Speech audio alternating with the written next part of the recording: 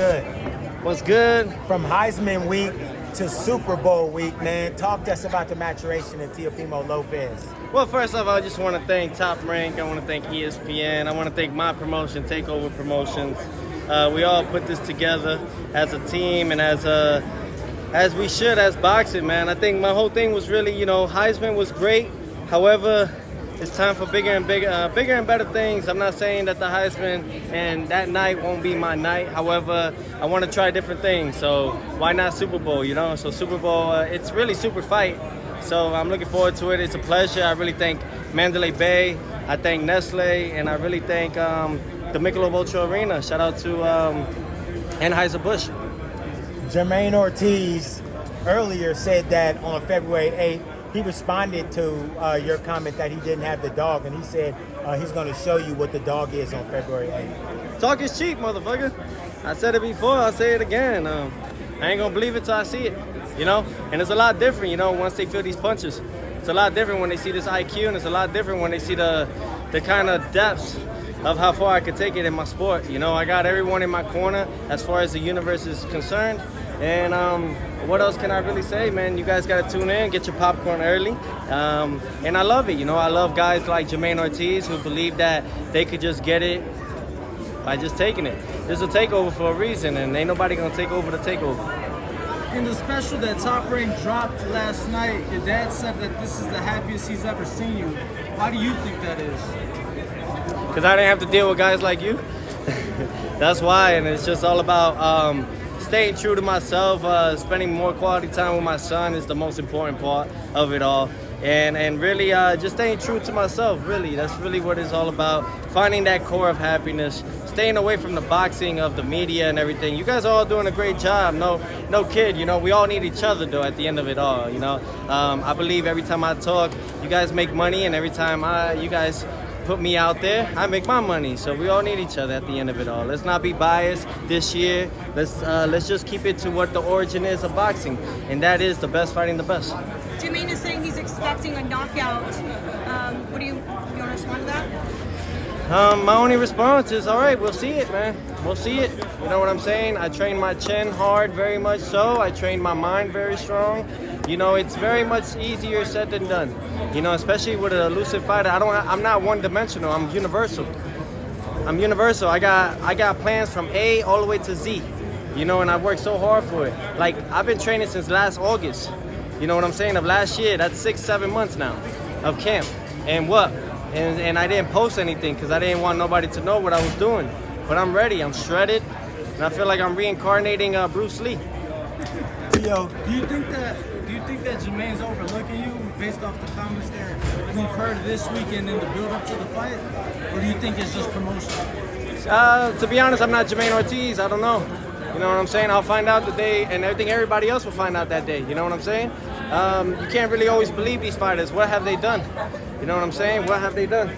I just came back to lift my sport because I've waited for the Wahids, I've waited for the Haneys, I've waited for the Bud Crawfords, and no one's really bringing that excellence of the sport as far as entertainment goes. So it's really into my hands at this point, and I believe that everyone above it all is supporting me. So what does a win over Ortiz set you up for this year? Is it unification with Devin, Crawford, Conor Benn, even everyone else has called him out? Did Conor Benn call me?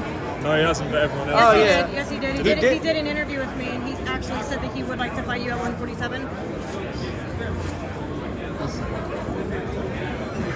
That I ran into him at the UFC PI, all friendly, gives me a hug and says, "Can I get a picture with you, champ?" Well, he didn't talk crap about you, to be fair. He just said that he wouldn't mind fighting you at 147. Same thing with Keyshawn Davis. Came up, asked for a photo from me. Me being who I am, I'm going to give it to these guys.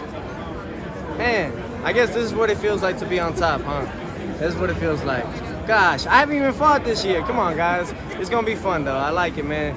Hey, kudos to all of them, man. I wish them nothing but the best, and if it comes, it comes. However, if you don't got the Lino belt, I don't want you. Looks like Tank's, he's agreed to fight Conor next at 47. Is that too much to go up for him? Tank and their team are gonna do whatever they want with Tank. You know, he's apparently the face of boxing, and the face of boxing gets to do whatever he wants. You know, who knows? He might fight that YouTuber kid. What is it? Something the Great?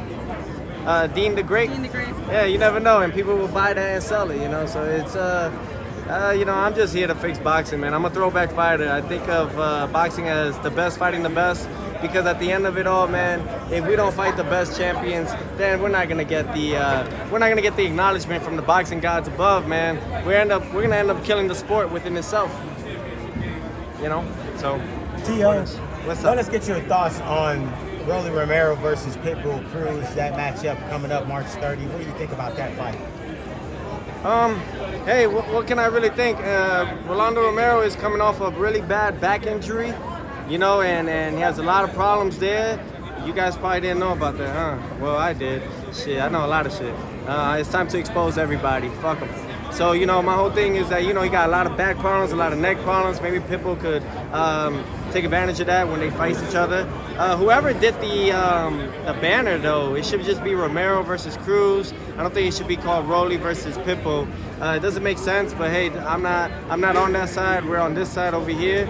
So, you know, I wish nothing but the best for these guys. Everyone's coming to 140 for a reason, because Teofimo X'd out the big king, the big guy. That was Josh Taylor. Now everybody want to come to 140, you know, but no one has yet to wanted to fight me. You know, we tried it. We even Sabril Matias. I just found out that apparently he's going to fight in June, July against Liam Paro. And he asked for me. Didn't he ask for me after this fight? Y'all don't see it, do y'all? Y'all can't be that blind.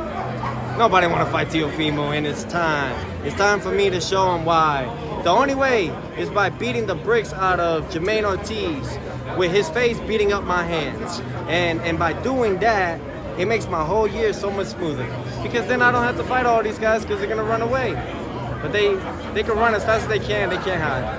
Why do you say that it shouldn't be Broly because it's a nickname? Yeah, you got to go off last names, you know what I'm saying? Or first names.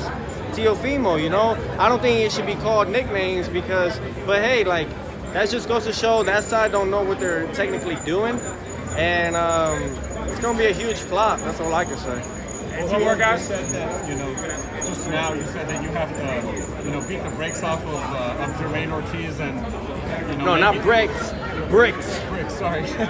But, I mean, you already looked spectacular against Josh Taylor, and like you said, these guys still didn't want you. What makes you think you looking impressive against, you know, Ortiz is going to, like, entice these guys to fight you? Well, it's not really the fighters I'm facing no more. I'm facing their investors. I'm facing the guys that put a lot of money on them, thinking they were the goods when they're not. So that's the only thing. I gotta cut everybody's money short. You know, if you're gonna bet against me, my goodness, it's like Muhammad Ali said, if you dreamt of beating me, you better wake up and apologize. And we're gonna do that Thursday night, February 8th, live on ESPN. And you can watch on ESPN Plus. We worldwide, baby. Worldwide takeover after this at the Michelob Ultra Arena and Sky Sports. What a beauty of that. Thank you to my man, Mr. Korn. I love it. Sky Sports, let's go UK. Let's go Europe. Love you guys. YouTube family, don't forget to hit that like button. Subscribe to the YouTube channel. Help us get to that 1 million subscribers. We're on the road to 1 million. And obviously, we have other great content on our Patreon channel. So since this video is over, head on over to our Patreon and check out all the exclusive content or right here on our YouTube members.